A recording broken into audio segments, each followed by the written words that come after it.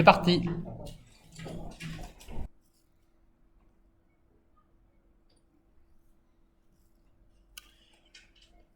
Alors, 4 minutes. A priori, c'est suffisant pour faire tout.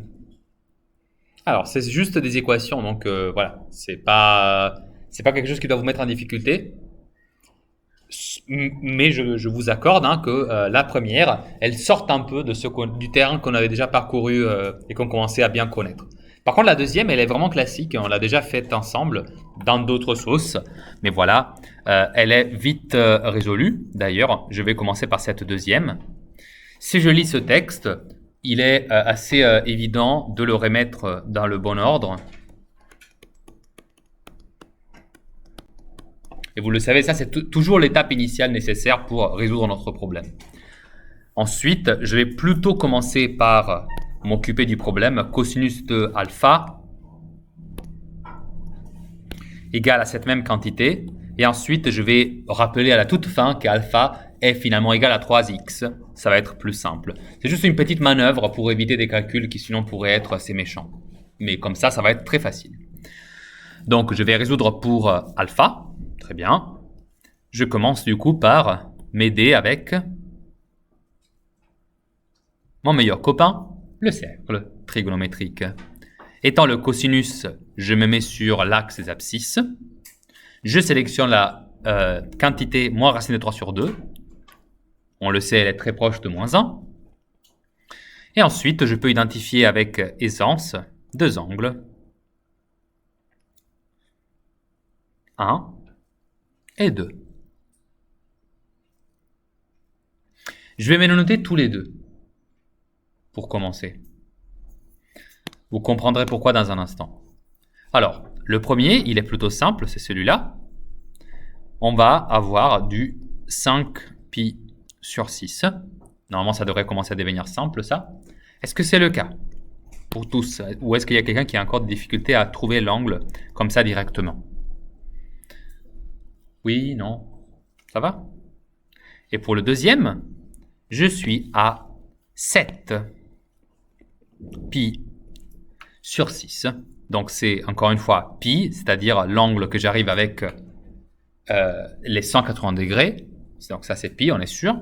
Plus un sixième de pi, ça fait donc 7pi sur 6. D'accord? Et l'autre c'était moins un sixième de pi, donc 5pi sur 6. Une fois que j'ai identifié ces deux valeurs pour l'angle, je me rappelle que si ça c'est la valeur de l'angle alpha, bah alpha est quand même égal à 3x. Autrement dit,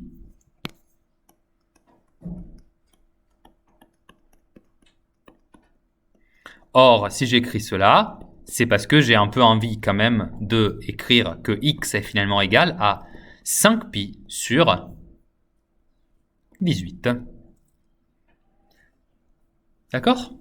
Et est-ce que 5pi sur 18 appartient à l'intervalle demandé, qui était, je vous le rappelle, 0pi? Bah, moi, j'ai envie de dire oui. Clairement, 5/18 est inférieur à 1, donc je suis entre 0 et pi. Voilà. Maintenant, le deuxième. Là, c'est 3x égale à 7pi sur 6. Si et seulement si x est égal à 7pi sur 18. Or, cette valeur aussi, elle appartient à 0pi. Donc, les deux solutions de cette équation sont x égale à 5pi 18e et x égale à 7pi sur 18 également. J'aimerais savoir qui n'a pas trouvé ces deux solutions. Est-ce que vous vous êtes arrêté là du coup? D'accord. C'était ça le point d'arrêt de plusieurs personnes? Silence. Oui? Moi, j'ai pas fait la deuxième solution comme 7pi sur 6 est plus grand.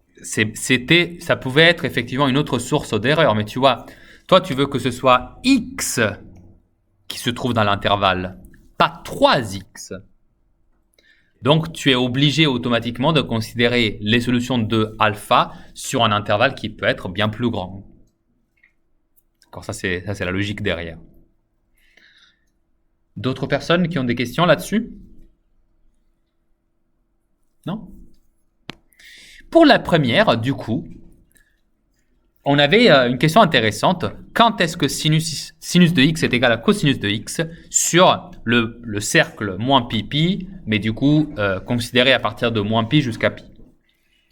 Alors pour cela, on avait la possibilité, bien sûr, comme d'habitude, de procéder avec le très aimé cercle.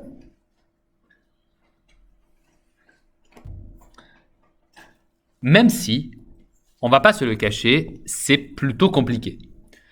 Par exemple, on peut avoir envie de se dire, ok, je peux prendre genre un point, vérifier ces deux projections sur les abscisses et les ordonnées, et me noter à chaque fois où le cosinus est exactement égal au sinus.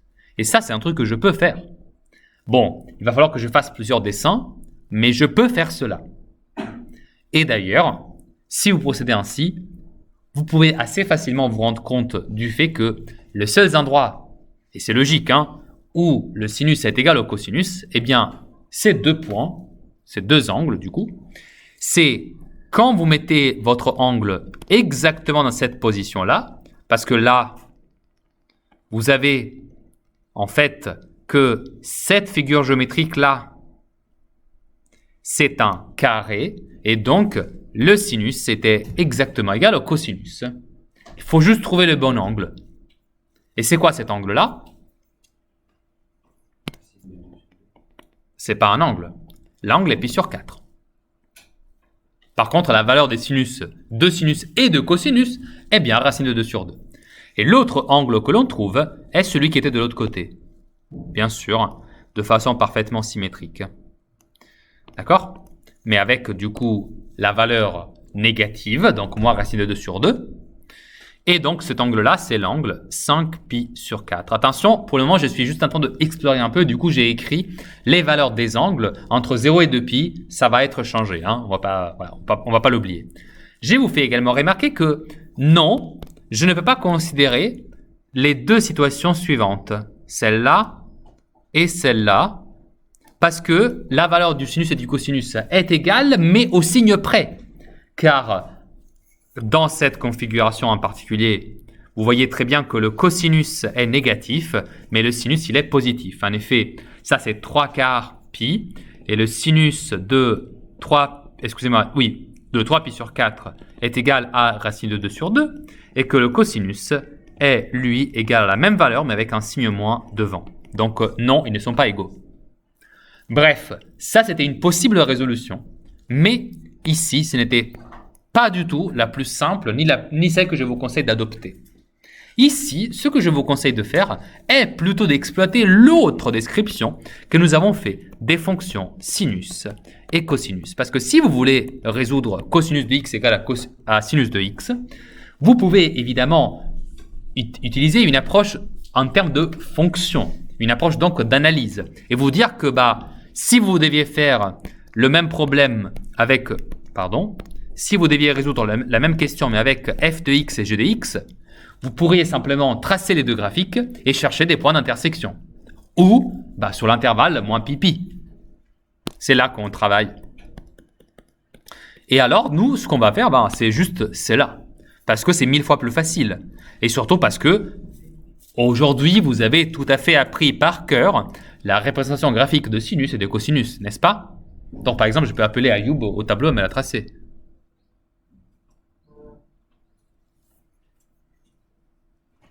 Avec certitude absolue. Ou peut-être Yacine? Bon, ok, on va arrêter la torture. Je m'en occupe. C'est par cœur, les gars, hein? Petit secret, petite astuce. Je vous conseille toujours d'utiliser 4 carreaux pour faire 1 et moins 1. Et ensuite, pour faire le tracé de pi sur 2, utilisez 6 carreaux. Vous ferez ainsi sinus et cosinus avec la bonne échelle. Comme ça. Donc ça, c'est pi sur 2. Ça, c'est pi. Ça, donc, c'est moins pi sur 2. Et ça, c'est moins pi. C'est exactement ce que je veux parce que je veux travailler dans l'intervalle moins pi. J'ai oublié un carreau, j'ai compté 5. Ah oui, tu as raison. Merci. Là. Merci beaucoup. Donc, je commence par le sinus, que je vais donc faire en vert. Le sinus, je vous rappelle, il avait cette allure-là.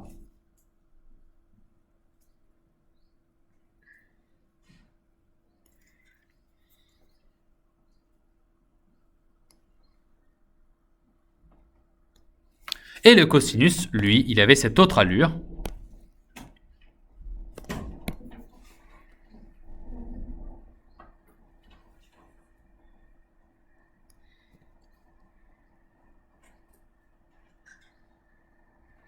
Et une fois qu'on a terminé de s'amuser avec les graphiques, on peut s'amuser avec chercher les intersections. Et on voit clairement qu'il y en a deux. Une ici et une ici. Mieux que ça, on peut lire directement quelles sont les deux solutions sur le graphique. Alors on sait que là, regardez où on se trouve. On est pile au milieu entre 0 et pi sur 2. On est donc à pi sur 4. Et là, on se trouve où? On est pile au milieu entre moins pi et moins pi sur 2. Ça veut dire qu'on est donc à exactement la valeur moins 3 pi sur 4. Donc les deux solutions sont x égale à pi sur 4 et x égale à moins 3 pi sur 4. Oups. Voilà pour vous. Est-ce que ça a été compliqué de travailler avec les deux graphiques de sinus et cosinus? D'une grande beauté, ça nous rappelle la mer, les vagues, le son, la lumière, tout ça, quoi. Sans parler du champ magnétique. Oui. Alors, pour trouver quoi, les ondes?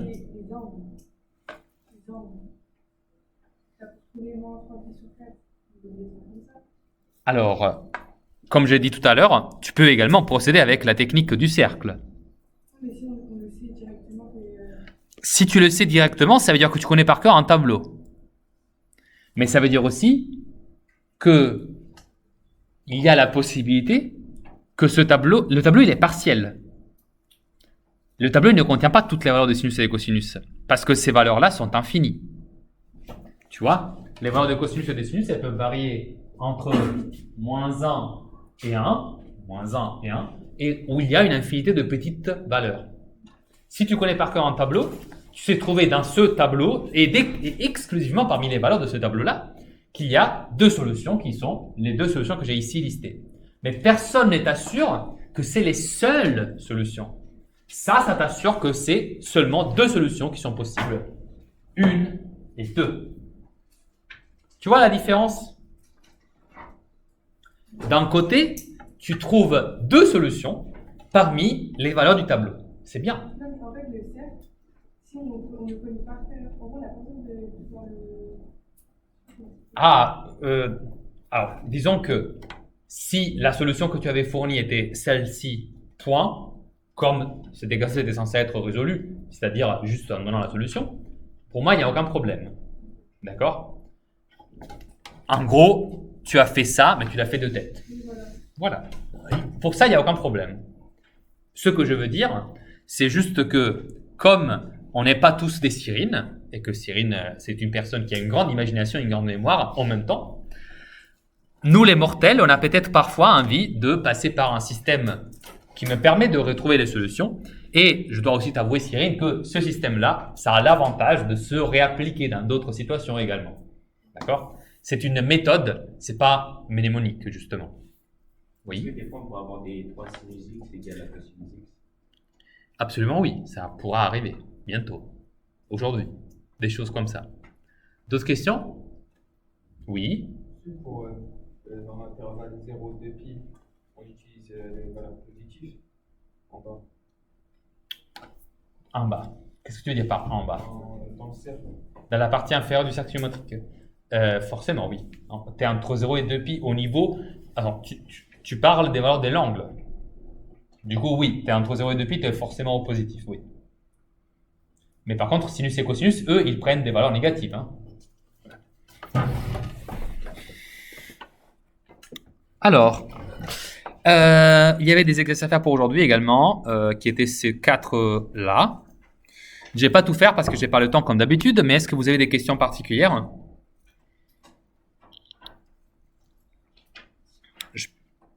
Qui veut que je fasse le 87? Vous levez la main. Ça a été? Alors, 88, 97 et 98. Ah, ok, au moins un. Je veux bien le faire. Alors, il s'agit de celui-là.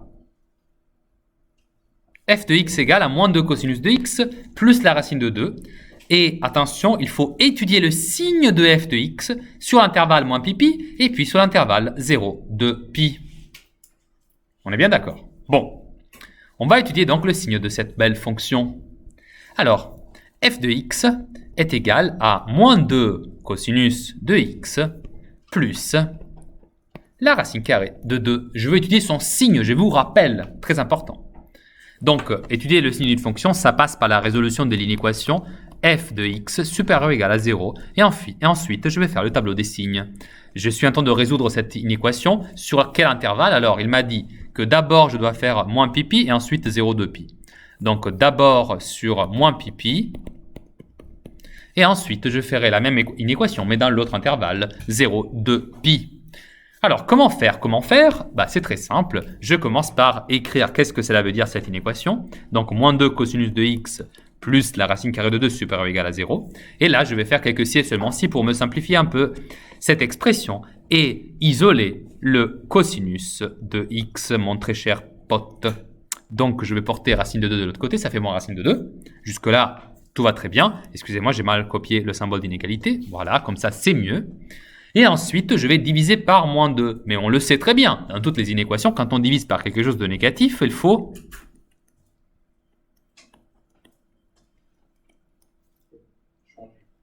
Quoi? Le sens, le signe, non. D'accord? Attention à ne pas modifier sens en signe et signe en sens. Sinon, les signes n'ont plus de sens et le sens n'a pas de signe. Non, je rigole. Mais vous avez compris ce que je veux dire, je pense. Donc, j'inverse et je me retrouve donc à devoir résoudre la fameuse inéquation cosinus de x inférieur ou égal à... Alors, il y a deux moins, clairement, je peux les retirer. Donc, je me retrouve avec cosinus de x inférieur ou égal à racine de 2 sur 2. Et donc, cette inéquation-là, elle est équivalente à étudier donc la positivité de la fonction f de x. Je vais donc résoudre cette inéquation sur l'intervalle moins pi. Alors, je pense que, encore une fois, si vous êtes Cyrine, vous avez la possibilité de la résoudre les yeux fermés. Mais si vous êtes une personne normale telle que moi, vous pouvez passer à la fois par l'interprétation graphique du sinus de x avec la vague, donc le graphique, excusez-moi, ici c'est cosinus d'ailleurs, ou à l'inverse, vous amusez avec le cercle. Vous avez des préférences ou pas? Le cercle? Vous préférez le cercle? Bon, vous avez le droit. Alors, je fais, mon ami, le cercle.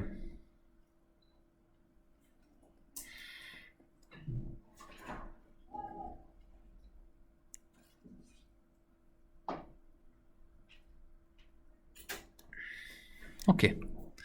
Alors, cosinus de x doit être inférieur ou égal à racine de 2 sur 2. Alors, c'est cosinus dont je parle, donc ce qui va m'intéresser ici, c'est les valeurs sur l'axe des abscisses. Je me le note toujours un peu tout petit pour ne pas faire des erreurs. Donc, le cosinus de x doit être inférieur ou égal à racine de 2 sur 2, qui est égal approximativement à 0,7. Donc, je suis approximativement là. Donc, j'identifie les deux valeurs suivantes pour l'angle. Là et là.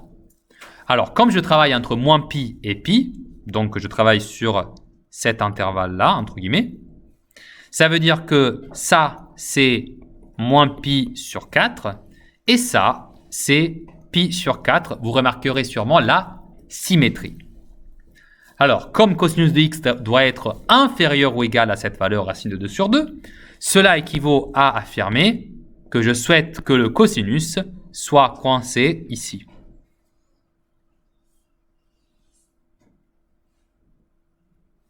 Or, comment exprimer cet intervalle que je suis en train de vous assurer?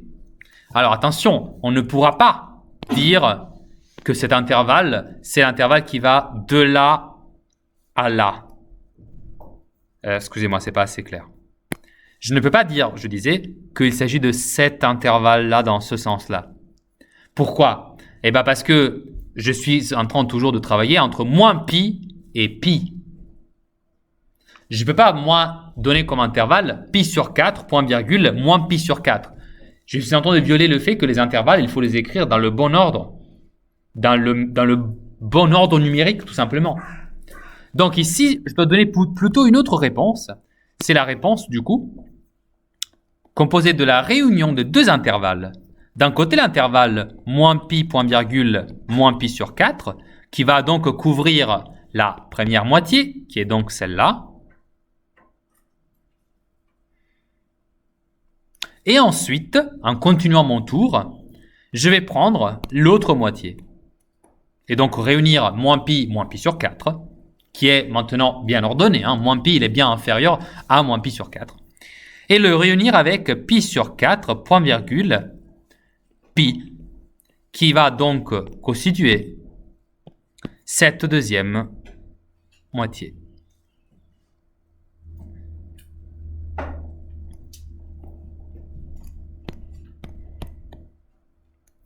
Voilà pour vous. Des questions? Oui. Si on fait dans l'intervalle, il change de signe. Dans l'intervalle, il change de signe. Qu'est-ce que ça veut dire, ça?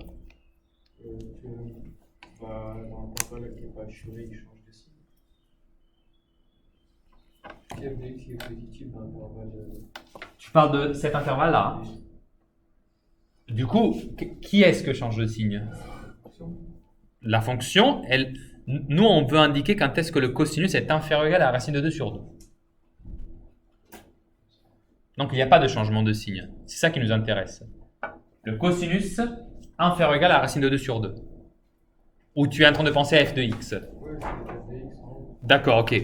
Mais du coup, la fonction, justement, tant que l'angle est dans cette réunion de deux intervalles, tant que l'angle est là-dedans, la fonction, justement, elle va rester positive. Parce que moi, au départ, je demandais que la fonction moins 2 cosinus de x plus racine carrée de 2, elle soit bien positive. Donc, justement, il n'y a pas de changement de signe. Ne cherche pas de relation avec ça, parce que ça, c'est contre-intuitif.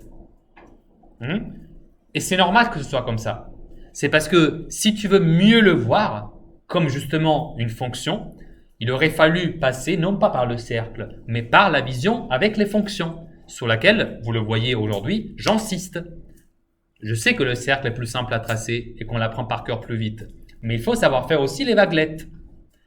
Si je résous le même problème avec la fonction graphique, regardez ce que ça donne. Ça va devenir méga simple. Surtout, ça va être compréhensible, je ne sais pas comment on peut dire. En effet, alors du coup, évidemment, j'ai mal fait ma droite. Voilà, si je me mets là, un instant Lucas, je trace le cosinus, tac, et 6 et 6, est-ce que je suis bon? Cette fois-ci, oui. Si je trace, je disais le cosinus, même si ce n'est pas très précis, ce n'est pas grave. Et que je essaye maintenant de résoudre l'inéquation cosinus de x inférieur ou égal à combien c'était déjà? Racine de 2 sur 2. Alors c'est où racine de 2 sur 2? Elle doit être approximativement là. Donc voilà, ici il y a les limites de mon graphique. Pardonnez-moi, j'essaie de le faire un tout petit peu mieux. J'espère que comme ça, ça va aller voilà, un peu mieux effectivement. Donc là, je veux que la fonction soit inférieure ou égale à la racine de 2 sur 2. Ce que j'ai tracé. C'est-à-dire, la fonction, elle doit être là. Oh, un peu trop large.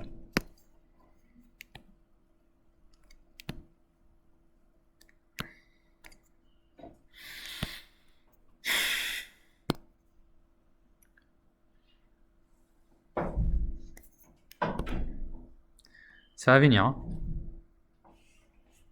Voilà. Je disais, je veux que la fonction soit là. Inférieur ou égal. Est-ce que tu le vois maintenant? Vous voyez comme les deux intervalles sont en train de se définir de façon très directe là, sous vos yeux.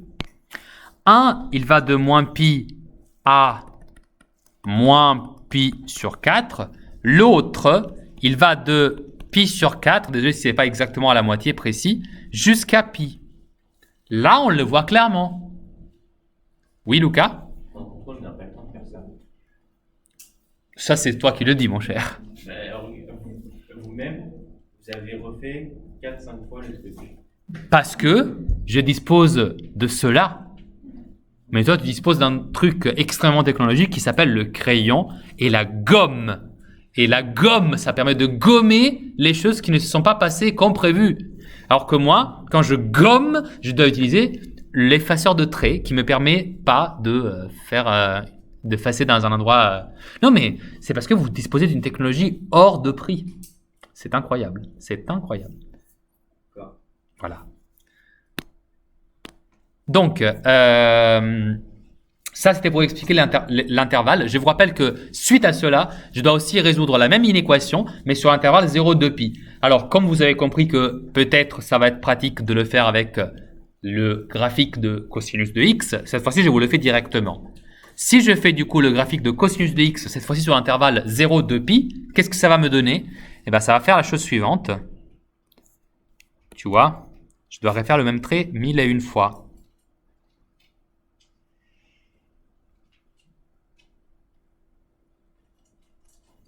Alors 6, ça j'arrive à pi sur 2, puis pi, puis 3 pi sur 2, et puis 2pi. Et je trace le cosinus, encore une fois, qui commence sa vie là-haut, à 1, qui descend jusqu'à 0, qui passe un peu de temps à visiter son copain jusqu'à arriver à pi à moins 1, et qui remonte après en douceur, pour conclure sa vie où il avait commencé, c'est-à-dire à la valeur 1, là, pour l'angle égal à 2pi.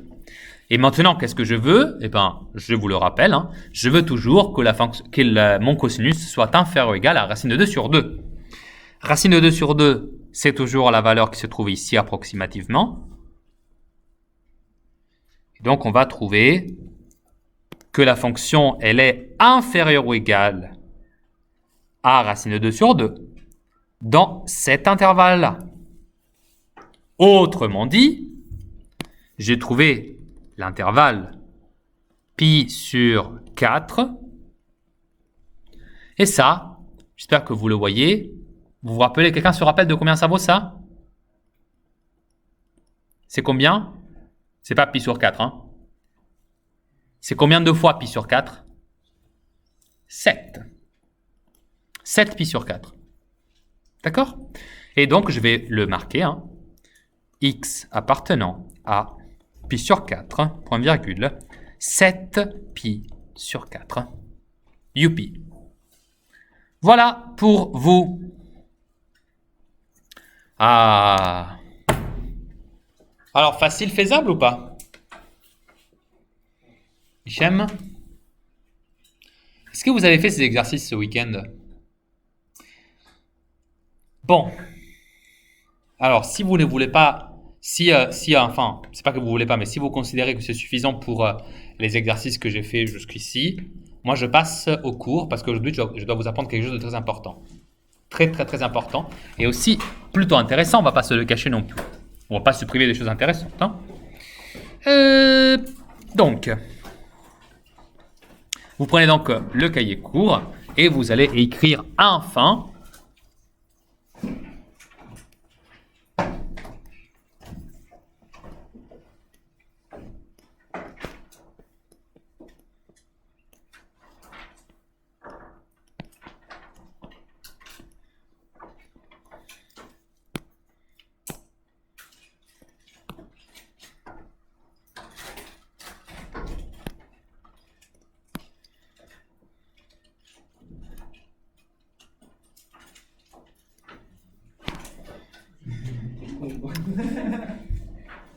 Qu'est-ce qu'il y a?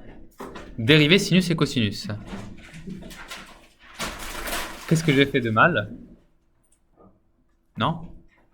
J'ai vu des hilarités, alors... non? Vous savez ce que ça veut dire, hein, hilarité? Oui. Okay. Je pose la question. Hein. Alors, dériver sinus et cosinus, mais comment va-t-on pouvoir faire? Alors, nous avons un tableau avec les dérivations, avec toutes les dérivées que l'on connaît des fonctions usuelles. Il est temps de rajouter à notre gang de fonctions et de leurs dérivées, bien sûr, sinus et cosinus, qui ont quand même une place de choix, une place très importante. Alors, encore une fois, sinus et cosinus, on les liste en général dans cet ordre-là. Sinus et cosinus. Il y a un certain sens, disons, de logique. Hein. On commence par le sinus et après il y a son camarade cosinus. D'accord, il y a juste le co pour donner ce sens de complémentarité. Bon, ça va venir utile dans les dérivés. Voilà, c'est pour ça que je le dis. Alors, propriété.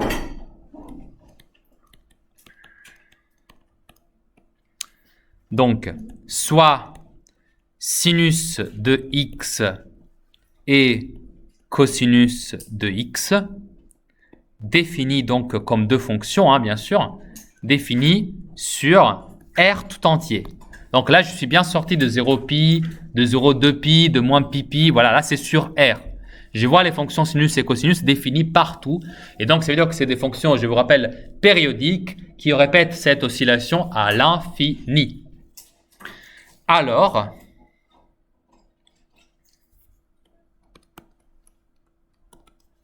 la dérivée de la fonction sinus de x est égale à la fonction Cosinus.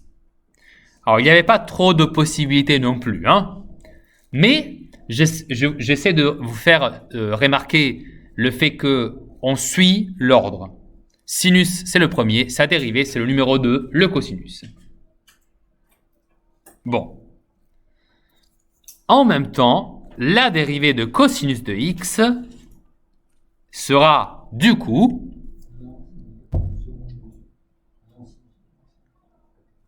alors effectivement, il va falloir cette fois-ci mettre un joli signe négatif devant votre sinus. Si vous voulez, moi j'essaie de voir un peu ça dans ma tête en me disant qu'il faut mettre un moins parce que c'est un peu comme si voilà, on passe du cosinus au sinus, il y a cette idée de revenir en arrière et donc il y a le moins qui apparaît. Ça n'a aucun sens mathématiquement, c'est juste pour le retenir. Parce que malheureusement au lycée, je n'ai pas ni les instruments mathématiques ni le temps de vous prouver avec une démonstration, avec une preuve que ce que j'affirme aujourd'hui correspond à la vérité. Vous êtes encore malheureusement obligé de me faire confiance. D'accord? Oui. C'est la dérivée seconde aussi. La dérivée seconde aussi. Maintenant qu'on a défini la dérivée première, la dérivée seconde, tu peux la déduire, du coup. Qu'est-ce qui se passe si tu redérives, par exemple, le sinus?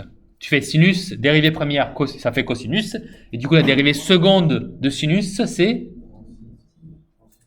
Exactement. Très intéressant d'ailleurs, un comportement mystérieux.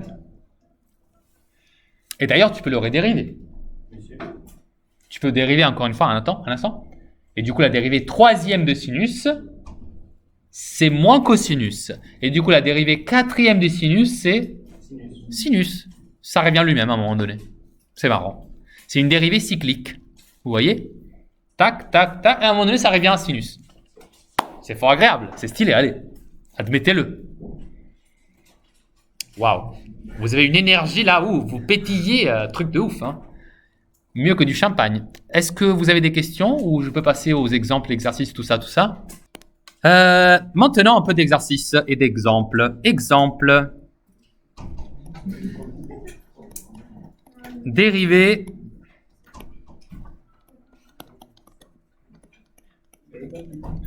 S'il vous plaît, on dérive les fonctions suivantes. On commence par dériver la fonction. Ces trois fonctions, et moi j'aimerais avoir trois dérivées. Allez, c'est parti. Je vous laisse exactement 6 minutes de temps. Je vais vous en rajouter une quatrième et une cinquième au cas où vous soyez vraiment très très très rapide.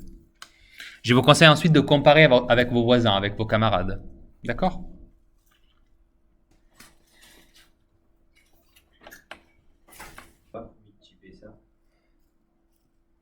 On ne l'a pas déjà fait?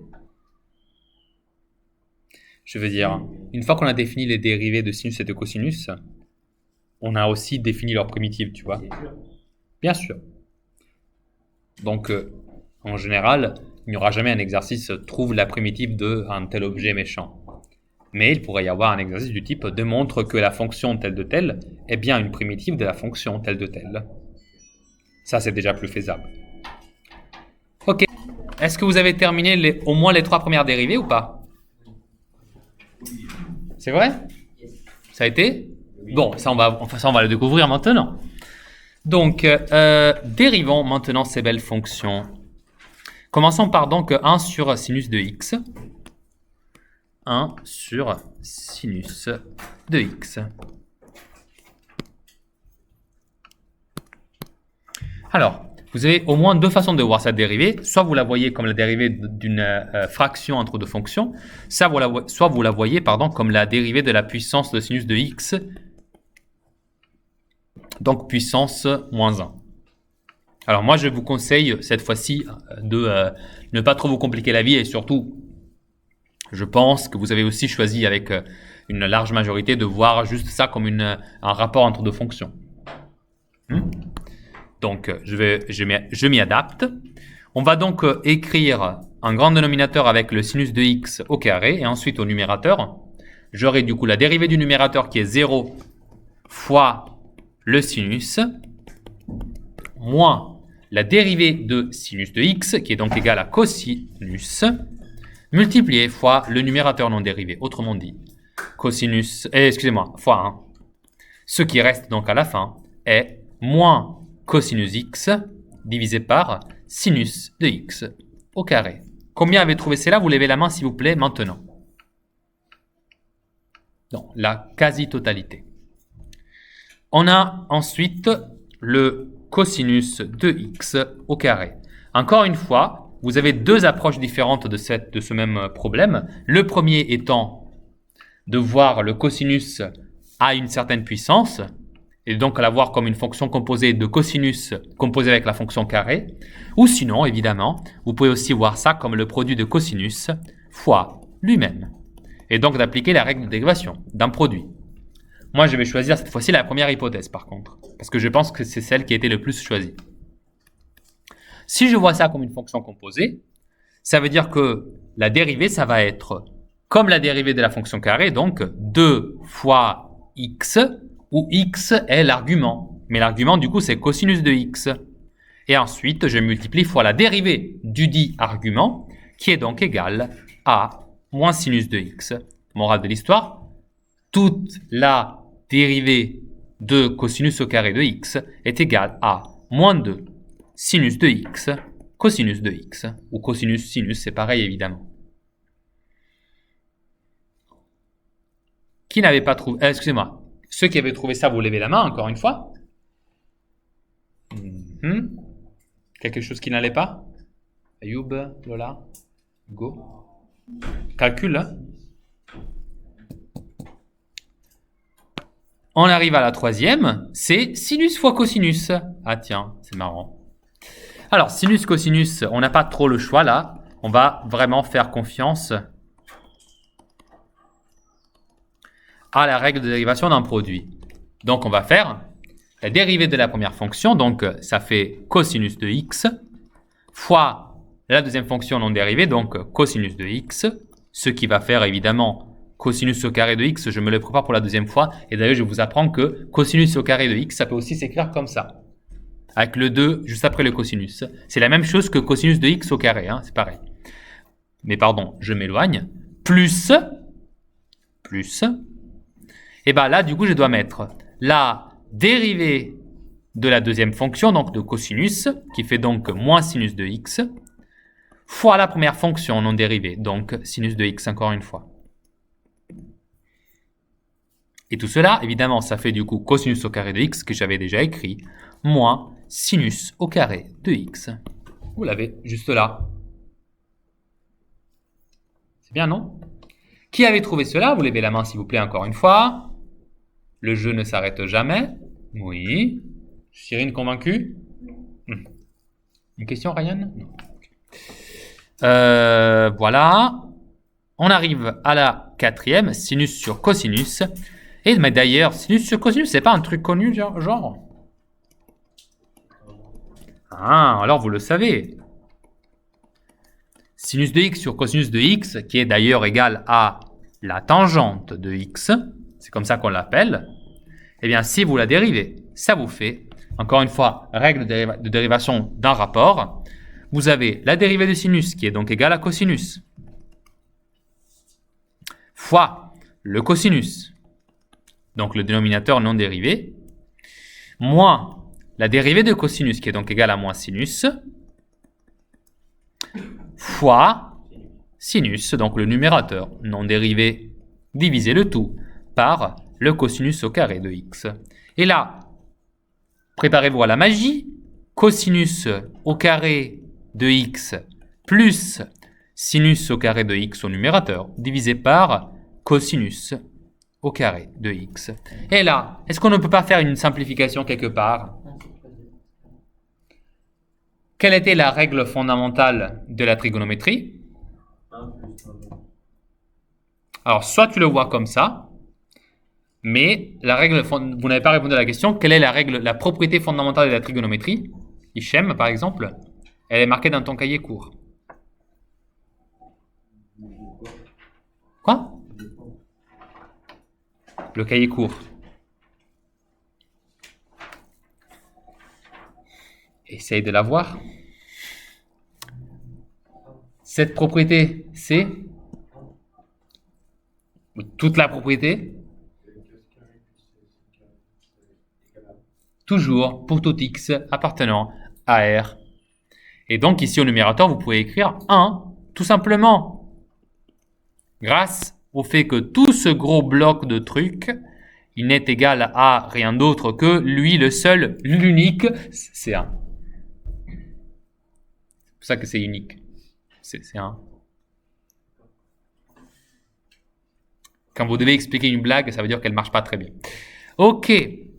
Donc, on passe à la dernière. C'était le logarithme de cosinus de x. Qu'est-ce qui se passe si vous faites le logarithme de cosinus de x et que vous avez cette envie soudaine de dériver? Premièrement, c'est une fonction composée claire et nette. Il faut d'abord effectuer la dérivation du logarithme, et donc ça vous fait 1 sur l'argument du logarithme, donc cosinus, le tout multiplié fois la dérivée de l'argument, donc moins sinus de x. Mais alors, ça c'est égal à n'importe qui d'autre, sinon... Et oui. Donc, contre toute attente, la dérivée du logarithme de cosinus, eh ben, c'est moins la tangente de x. Comme ça, calmement, elle fait son apparition. Pas mal, hein? C'est pas magique, ça? Hein? Comme le fonctionnement de vos yeux. Alors, je vous ai montré un peu quelques exemples, et il y avait le cher Lucas tout à l'heure qui disait et si on voulait faire des primitives? Et bien maintenant que vous avez ça tout sous les yeux, je peux par exemple vous dire, à votre avis, quelle est la primitive de la fonction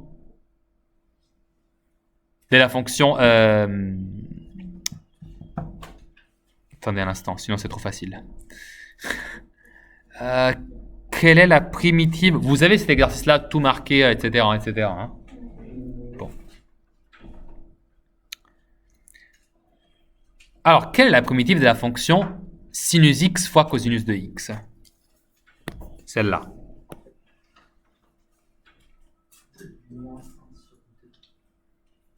Oui. Hichem, tu avais levé la main? Ah. Regardez les exercices que nous avons déjà fait. Hein. Ça veut dire quoi, trouver la primitive? Il faut trouver la fonction telle que sa dérivée est égale à sinus cosinus. Est-ce qu'il n'y avait pas une fonction que l'on a dérivée et que l'on a obtenu sinus fois cosinus? Alors non, mais il y en a une qui rassemble beaucoup. Beaucoup trop. Beaucoup, énormément, genre énormément, beaucoup.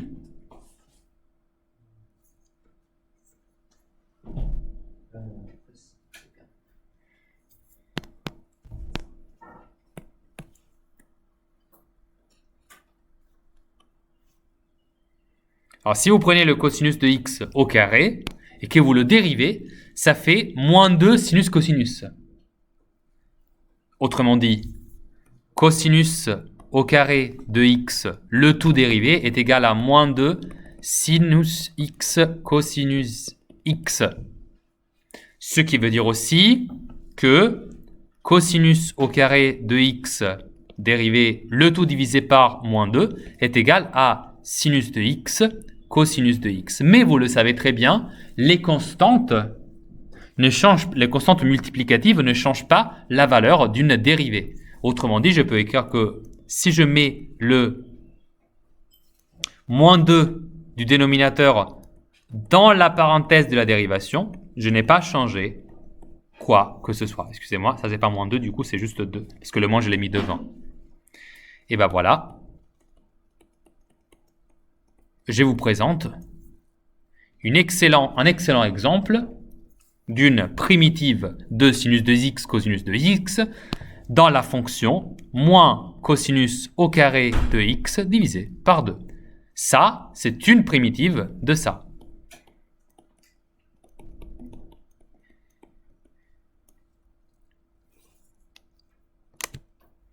Ça, c'est un exercice possible. Donc, un exercice dans lequel, d'abord, on vous dit dériver cosinus au carré de x, ce que nous avons fait déjà, et qu'on termine par en déduire une primitive de sinus de x cosinus de x. Et là, le seul passage à faire, c'est de faire bouger un peu cette constante d'un côté vers l'autre. Je ne demande pas la lune.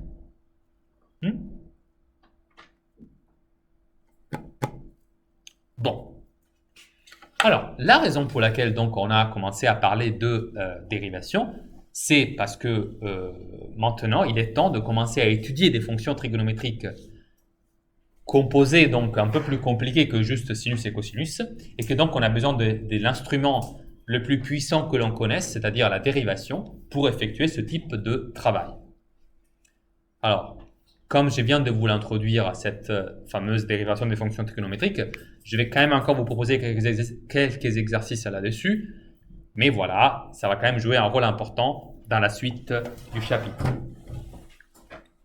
Alors, je vous propose maintenant du coup les exercices suivants. Ok, 58-61.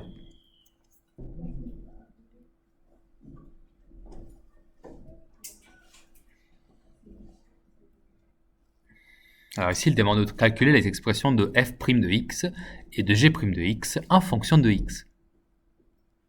f' et g' étant les fonctions dérivées de f et de g. C'est tout. Il demande juste les expressions des dérivées en fonction de x. Point. X cosinus de x.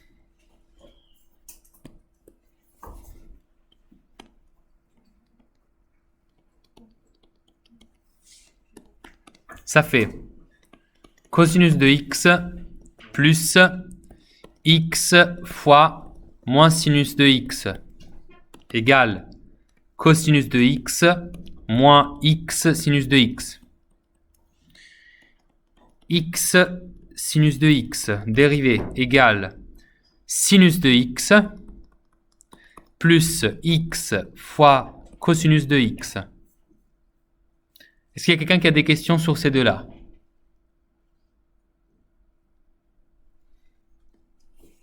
Nicolas, il réussit? Pourquoi il rigole?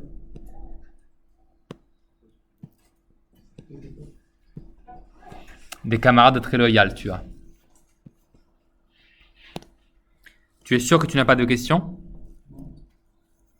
Non, tu n'es pas sûr ou non, tu n'as pas de questions? D'accord. Les deuxièmes, c'était avec la fraction, je crois. Non, pardon, c'était pas ça. C'était ça. Ouais, sinus de x, oui, c'est ça. Ok.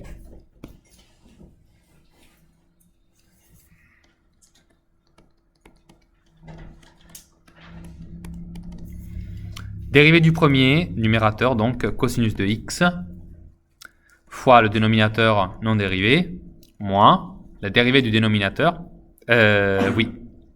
fois le numérateur tel qu'il était.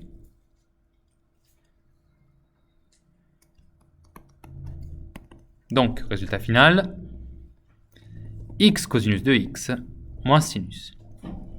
Le tout, évidemment, divisé par x au carré. L'autre, c'était cosinus x divisé par x dérivé. Résultat,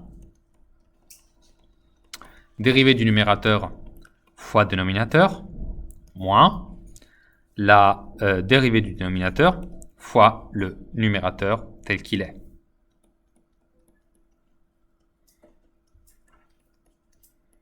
Donc ça fait moins x sinus x moins cos de x. Voilà. Sympa. Là aussi, des questions? Non?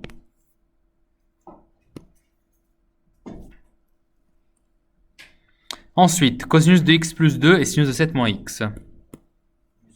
Monsieur, si il y a un exposant sur le x, à l'intérieur de cos x plus 2, ça va changer. Comme ça, par exemple? Oui, voilà, ça va. C'est une fonction composée là. Oui, mais même là, c'est une fonction Oui, composée. mais ça change. Oui, en effet.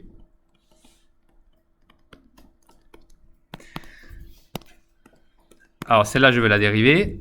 Donc, c'est la dérivée du cosinus composé avec x plus 2. Mais dans x plus 2, il n'y a pas trop de difficultés supplémentaires, en fait. Alors, déjà, je dérive le cosinus, en tout cas pour commencer, ce qui me fait moins sinus. De l'argument en entier, x plus 2. Tout cela fois la dérivée de l'argument. Mais la dérivée de l'argument, c'est 1. Donc, en fait, il ne faut même pas l'écrire, quoi. C'est juste moins sinus de x plus 2. Ce n'est pas la même chose pour le sinus de 7 moins x, parce que là, même si au départ, ça fait du coup cosinus de x, argument 7 moins x, très similaire à la précédente, il faut aussi que je multiplie fois la dérivée de l'argument, qui est donc la valeur moins 1. Et donc ça fait moins cosinus de 7 moins x. Et tac. Des questions sur celle-là? Oh, comme vous avez bien digéré les dérivations des fonctions trigonométriques. Quelle joie. Et enfin, ah oui, bien sûr. Alors, pour celle-là,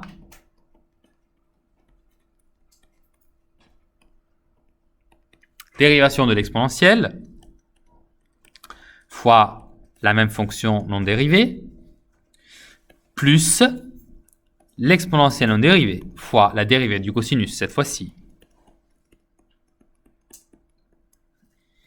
Et la même chose pour sa sœur presque jumelle. Ça fait e à la puissance x fois sinus x plus e à la puissance x fois la dérivée du coup cette fois-ci de sinus de x, autrement dit cosinus. Voilà.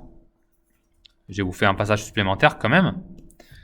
Je peux mettre un facteur e à la puissance x, et ça c'est cosinus de x moins sinus de x.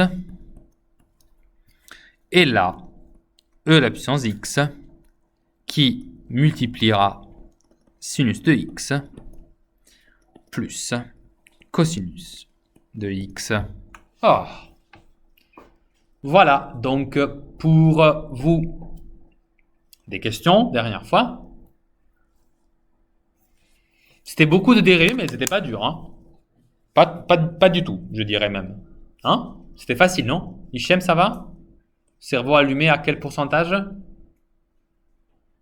Entre 0 et 100%, allez. Ou 0% tu dors, et à 100% tu viens de boire 1 litre de café. 40? Oh, ça va, ça va. Donc, ça, c'est des questions qui... Oui. Ça, c'est des questions donc qui ciblent en tout cas une seule compétence, c'est votre capacité à faire des dérivations. Maintenant, il est temps de voir à quoi ça peut bien servir de dériver des fonctions trigonométriques, c'est-à-dire qu'il est temps de se pencher sur l'étude d'une fonction trigonométrique. Autrement dit, comment on peut faire pour étudier, si on nous donne une fonction trigonométrique, quelle pourra bien être son allure? Comment connaître ses points critiques, ses points de minimum, ses points de maximum? Ça peut être super intéressant et d'ailleurs super utile. Parce que comme je vous le disais, les fonctions trigonométriques rentrent en jeu dans tout un tas de phénomènes physiques et pour les étudier convenablement, il va falloir bien les connaître. D'accord? Une question, Inès Luna? Cyril Luna, pardon? Non? Donc, le type d'exercice auquel je pense, c'est quelque chose de ce type-là. Vous écrivez avec moi, s'il vous plaît? C'est toujours cahier exercice. Parce que ça, vous le faites vous. Moi, je vous aiderai pas prépa. D'accord?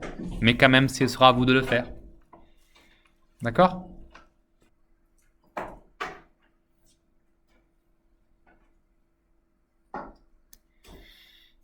Ok.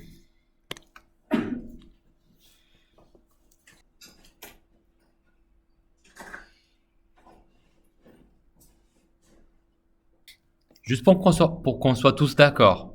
Ayoub, qu'est-ce que tu as trouvé comme dérivée pour la fonction h? Quoi? Tu peux la faire de vive voix? La dérivée de x, c'est combien? 1. Ça va. Ensuite, tu as moins 2 cosinus de x. On est d'accord? Tu fais quoi? Tu fais quoi du coup? Exactement, et c'est combien? Chut. La dérivée de cos de x, c'est moins sinus de x. Sauf que devant, tu avais moins 2, qui, comme c'est une constante multiplicative, ne va pas bouger. Résultat final, 1.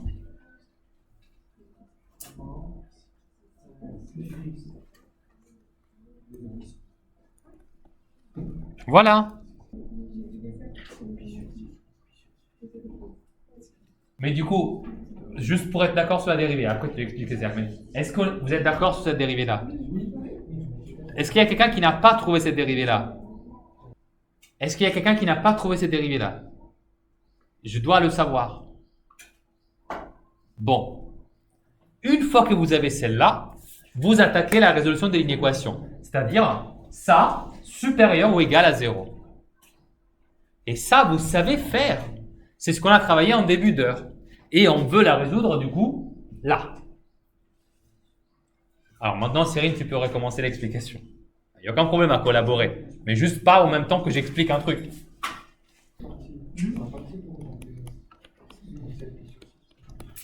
Alors, les équivalences.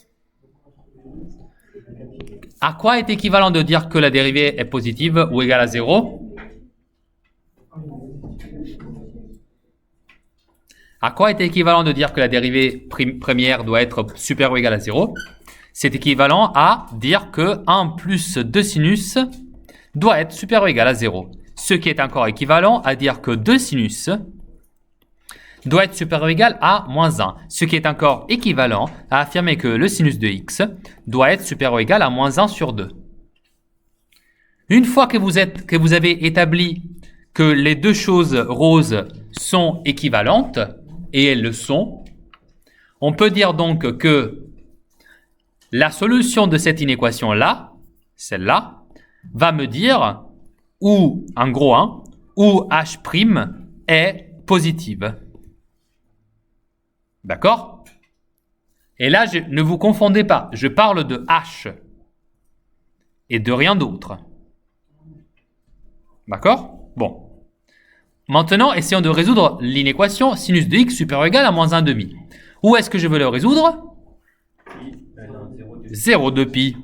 Alors, si je veux faire cela, je me rappelle que mon prof de maths m'a suggéré que parfois, c'est quand même bien de ne pas passer par le cercle trigonométrique. Parfois, je dis ça comme ça, petit conseil. Alors, Ça, c'est pi sur 2. Ça, c'est pi. Ça, c'est 3 pi sur 2. Et enfin, ici, j'arrive à 2pi. Et je vais étudier le sinus. Le sinus, je sais qu'il commence sa vie à 0, 0. Ensuite, il passe par 1 quand il est arrivé à pi sur 2. Ensuite, il atteint un nouveau 0 en pi. Il atteint moins 1 en 3 pi sur 2. Et il retouche 0 en 2pi. Ce qui lui fait une allure de ce genre-là.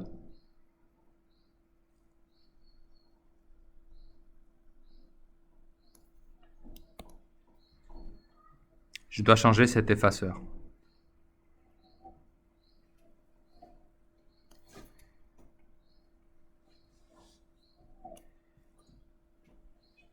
Voilà.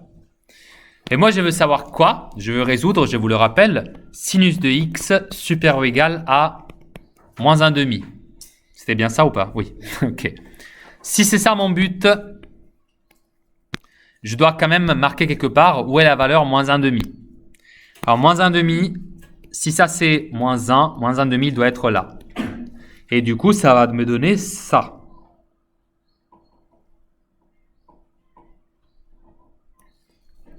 Où est-ce que c'est supérieur ou égal à moins 1 demi? C'est l'intervalle jaune. Donc, ça va être de 0 jusqu'à une mystérieuse valeur là. Et ensuite, de cette mystérieuse valeur jusqu'à 2pi. Deux petits intervalles.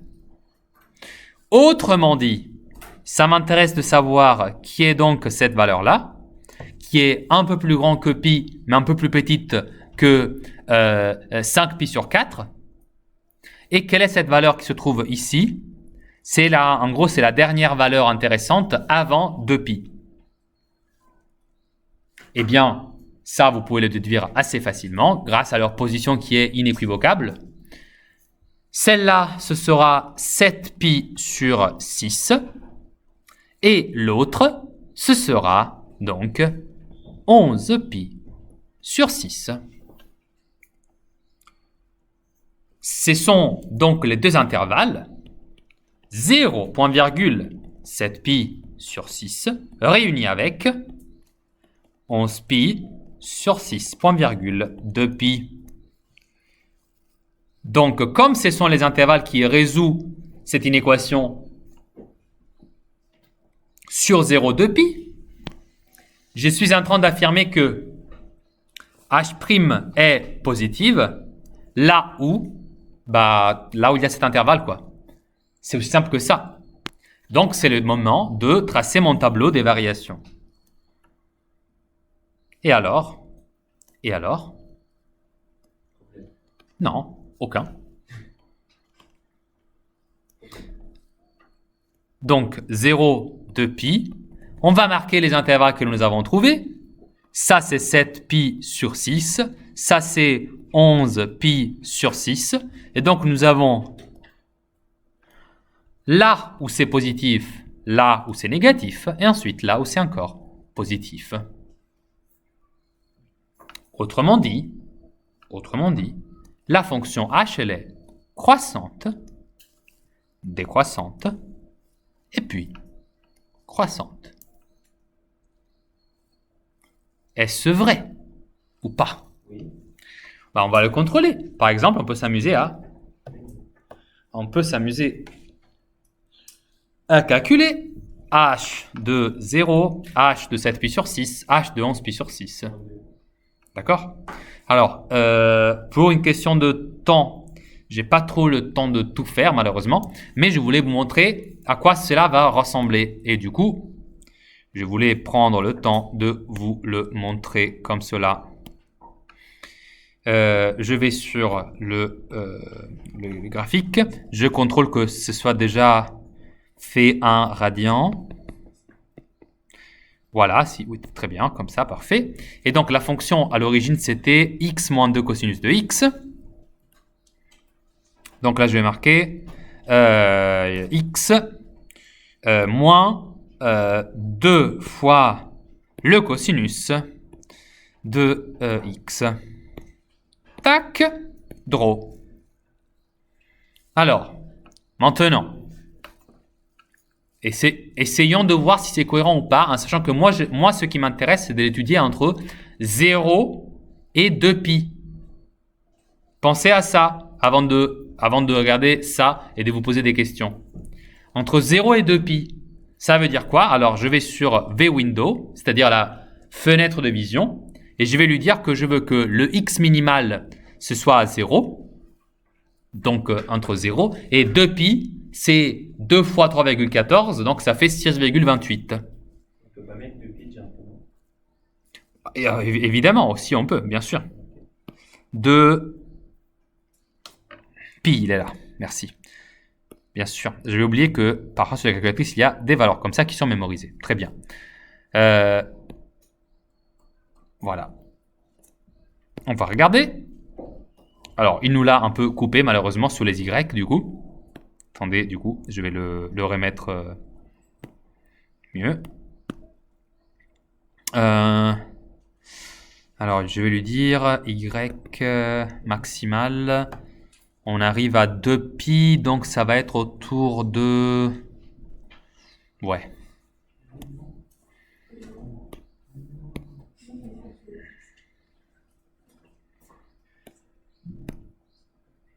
Ok.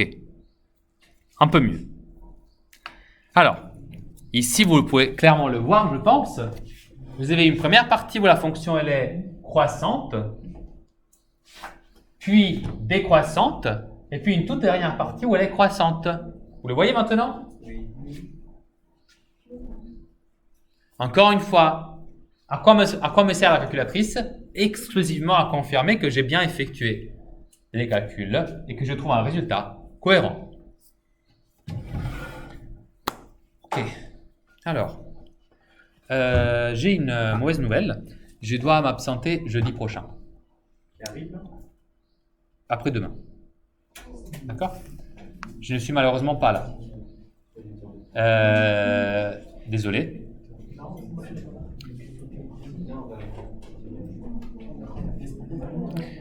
Les exercices. Ça, du coup, c'est une erreur. Hein. Ça, du coup, c'est une erreur. Ce n'est pas vendredi 7, c'est mardi 11.